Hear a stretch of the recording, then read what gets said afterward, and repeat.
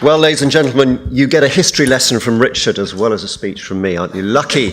And he's right, absolutely. Sky started off as a pan-European channel, not a platform, but a channel, until it was recognised that that wasn't the business model to pursue. Look, I'm really pleased to be here. It's the second time I've addressed an IAC conference. I think the last one was in Washington. So it's nice to have the conference in our front yard, as it were, although Belgium isn't actually a market for Sky, but we are in 6 of Europe's largest markets, including the UK and Germany and Austria, Italy and Ireland. And as of 3 weeks ago, we launched an over-the-top pay TV service in Spain. And we're about half our customers in the UK and the rest are in the rest of Europe. So post-Brexit, we shall still be one of Europe's largest commercial broadcasters, I'm pleased to say. Now, I'm going to read from a script. You'll forgive me. That way, if I do offend anybody in this room, at least you'll have a written record of it. So look, too often in our industry, we risk getting stuck in detailed, parochial, and ultimately zero-sum arguments about existing rules. We are brilliant at that. Whilst more seismic global trends challenge fundamental aspects of our sector. So I warmly welcome the opportunity to raise our heads here. Now at Sky, we approach these issues wearing a number of hats. So as well as being a content creator, a distributor, a pay TV platform operator, and a telco in broadband, fixed and mobile, we have a converged status which we think well places us for this discussion.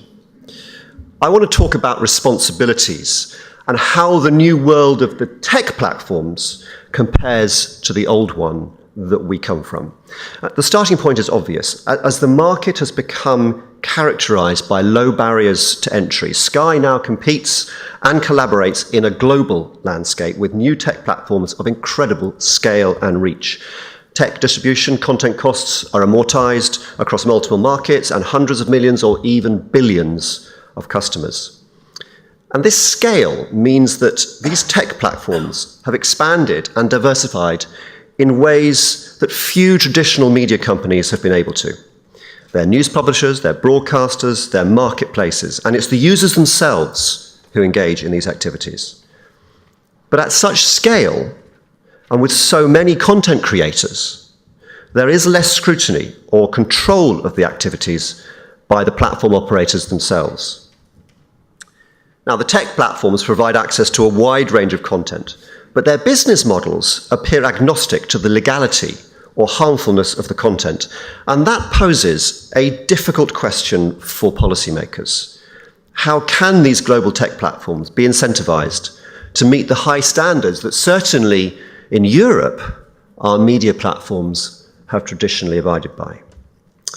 Now, Mathieu referred to the Commission's online platform guidelines that was published 2 weeks ago, which does take a very important step toward providing a new framework to end the epidemic of illegal content online. It sets the right objectives in our view, and importantly, it explains how taking proactive measures to detect, remove, and prevent the re-upload of illegal content does not, importantly, does not lead to a loss of the liability exemption these platforms value so highly. And it is the expeditious removal of content that matters here. It's at the heart of preventing harm caused by illegal content.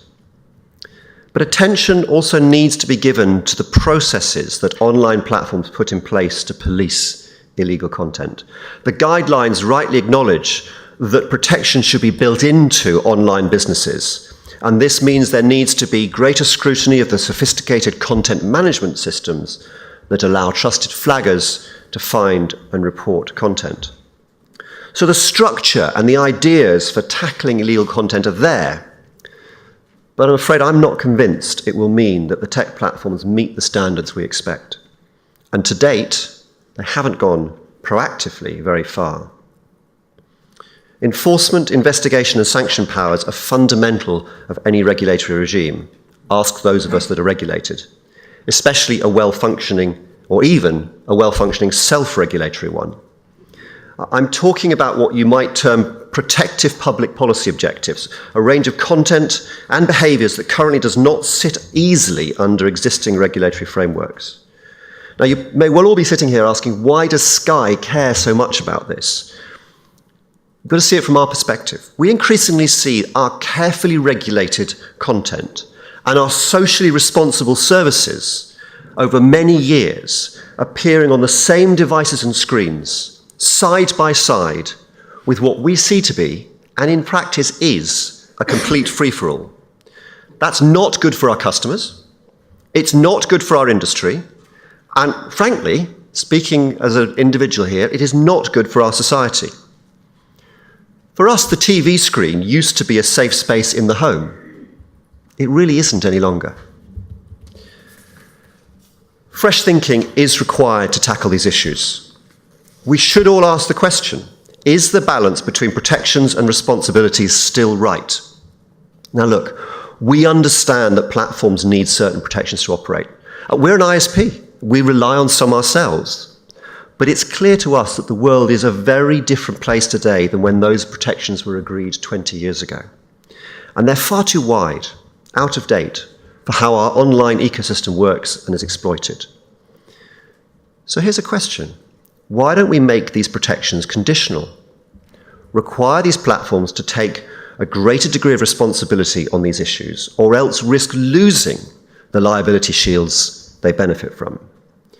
Now, we have live vehicles now in Europe that we think can be used to explore this. The EU communication I referred to earlier can only be the first step, and I hope will lead to more concrete policy talks how to implement its goals in a meaningful way. We're also expecting an IP package next month from DG Grow, which we hope is really ambitious and doesn't shy away from the hard questions that some member states are already addressing.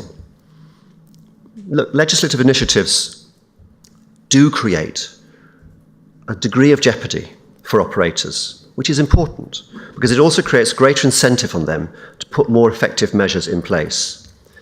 But policymakers really do have to be bold because they are going to hear the usual arguments here that if they do anything, the internet will break. I think that's unlikely.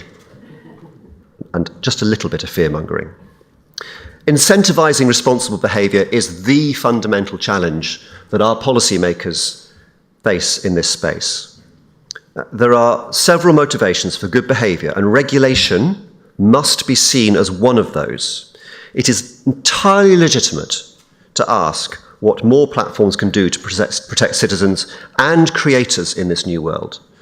But it is also legitimate to ask whether legislators are creating the right objectives and frameworks for platforms to deliver.